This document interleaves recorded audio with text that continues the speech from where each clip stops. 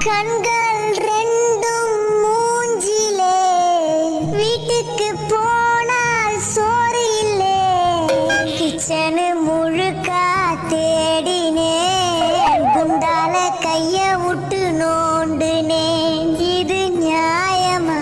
வயிறு காயுமா? 2 தோசையாச்சு சுட்டு போடுமா? நல்ல சோறு வீட்ல துண்ணு ரொம்ப நாள் ஆனதே.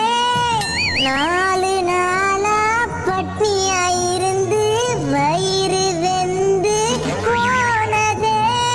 கறி குழம்பும் போனது, மீன் குழம்பும் போனது, சாம்பார துண்ணு புட்டு வாடினேன். பிரியாணி போனது, குஸ்காவும் போனது, தண்ணிய குச்சி புட்டு தூங்கினேன். ரசமே